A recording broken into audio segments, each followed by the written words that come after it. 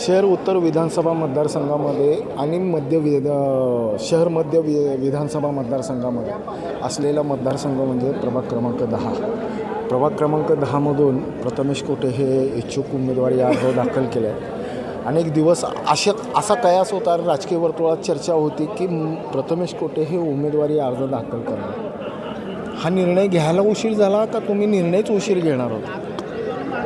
मी आज प्रभाग क्रमांक 10मधनं उमेदवारी अर्ज दाखल केला आहे. भारतीय जनता पार्टी या पक्षाकडनं मी उमेदवारी मागितलेली आहे आणि मला संपूर्ण विश्वास आहे की पक्षाच्या वतीने मला उमेदवारी मिळेल. आणि निश्चितच गेल्या 5 वर्षात जे आम्ही कामं केलेली आहेत त्या कामाला प्रतिसाद देत जनता आम्हाला निवडून देईल एवढा मला विश्वास आहे. हे जे चर्चा तुम्ही ऐकलात ते बाजारात चर्चा चालू होत्या, पण निश्चित मी कधी कुठली अशी स्टेटमेंट मला वाटतं माझ्या माहितीप्रमाणे दिलं नाही आहे. तुम्ही दिले नाही स्टेटमेंट, पण चर्चा होती. चर्चा राजकारणात हे होत असतात, त्यामुळं चर्चेला महत्त्व न देता जी वस्तुस्थिती असते त्याला आपण महत्त्व दिलं पाहिजे. स्थानिक आमदारांना घेतल्याशिवाय, विश्वासात घेतल्याशिवाय तिकीट कुठलेही कन्फर्म केले जाणार नाही. आपल्या तिकिटावर किंवा आपल्या जागेवर स्थानिक आमदारांशी चर्चा झाली.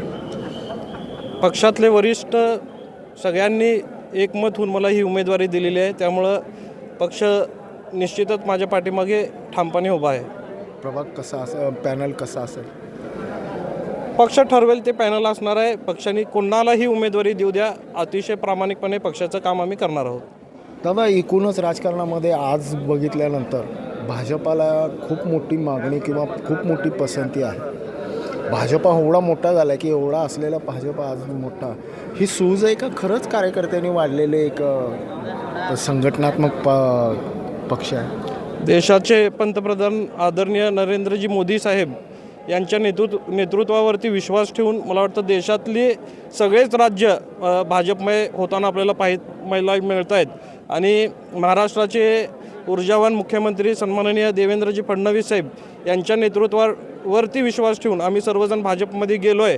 आणि निश्चितच मुख्यमंत्री साहेबांचे जे धोरणं महाराष्ट्राच्या प्रती आहेत, निश्चितच सोलापूरकरांसाठी सुद्धा त्याच बारकाईने त्यांनी लक्ष ठेवलेलं असल्यामुळं निश्चितच त्यांच्या या नेतृत्वावरती विश्वास ठेवून भाजप आपल्याला सगळीकडे वाढताना पाहायला मिळत आहे. प्रभाग महेश कोटे यांच्यानंतर नेतृत्व तुमच्याकडे आहे आणि महेश कोटे यांच्या नेतृत्वाला मान्य करणारे अनेक उत्तरमधले कार्यकर्ते आज इच्छुक आहेत. त्यांना न्याय मिळणार? जसं की प्रभाग क्रमांक 5 आहे, प्रभाग क्रमांक 9 आहे, 10 आहे, 11 आहे. मी निर्णय घेताना सगळ्या कार्यकर्त्यांची बैठक घेऊन हा निर्णय घेतलेला आहे. आणि सगळ्या कार्यकर्त्यांचं म्हणणं, मला वाटतं 90% कार्यकर्त्यांचं म्हणणं हा भारतीय जनता पार्टीमध्ये आपण गेलं पाहिजे.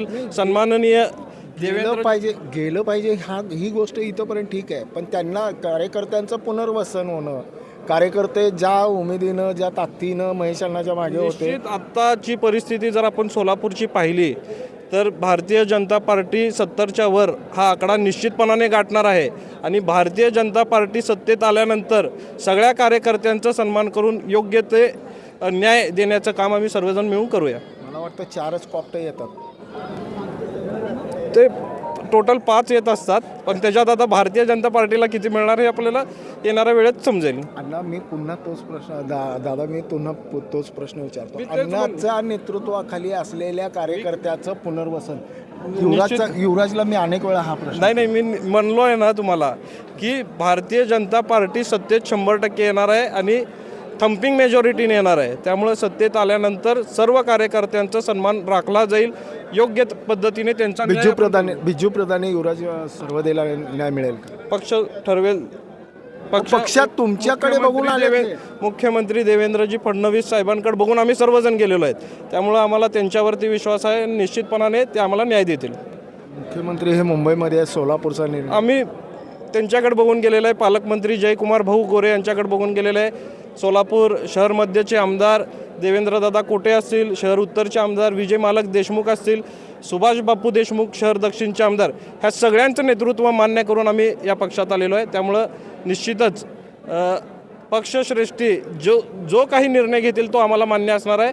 आणि त्यात सिंहाचा वाटा अक्कलकोटचे आमदार सचिनदादा कल्याण शेट्टी, आमच्या पक्षाच्या अध्यक्षा रोहिणीताई तडवळकर यांचासुद्धा सिंहाचा वाटा असणार आहे. निश्चितच त्यांचे जे काही निर्णय असतील ते आम्हा सर्वांना मान्य असणार आहेत. 2017मध्ये ॲक्टिव्ह असलेला महेश कोटे यांचा जो काही यंत्रणा आहे त्यांची ती यंत्रणा आहे यावेळेस ॲक्टिव्ह होईल का? 100% ॲक्टिव्ह होईल. कशा आरती पक्षाच्या प्रती ॲक्टिव्ह राहणारच आहेत सगळेजण. पक्षाला जिथं जिथं आपले उमेदवार निवडून येण्याच्या दृष्टिकोनातून पक्षाचं काम सर्वजण करणार निश्चितपणाने. पक्षाचं एकूण मागणी बघितल्यानंतर गर्दी बघितल्यानंतर असं वाटतं बंडखोरी होण्याची शक्यता दाट आहे. आत्ता ते सांगता येणार नाही, कारण कोणाला तिकीटं मिळतील ते पक्षश्रेष्ठींनी कोट्यांचं ठरवलेलं आहे. वैशिष्ट्य असं आहे की पक्षश्रेष्ठींनी- बंडखोरी करती कधी होणार आणि कशी होणार. नाही, मी काय म्हणतोय, पक्षश्रेष्ठी अजून उमेदवारी जाहीर केलेली नाही आहे. त्यामुळे उमेदवारी कोणाकोणाला मिळणार आहे हे मला अजून माहिती नाही आहे. आणि त्याच्यानंतर जर बंडखोरी कोण करत असेल तर माझी सर्वांना विनंती असणार आहे की आपण बंडखोरी करू नये, पक्षाचं प्रामाणिकपणे काम करावं. पक्ष आपल्याला निश्चितपणाने न्याय देईल. बिंबीच्या देठापासून 100%. ब्रेक न्यूज करता यासिन शेखसह मी नितीन पात्रे.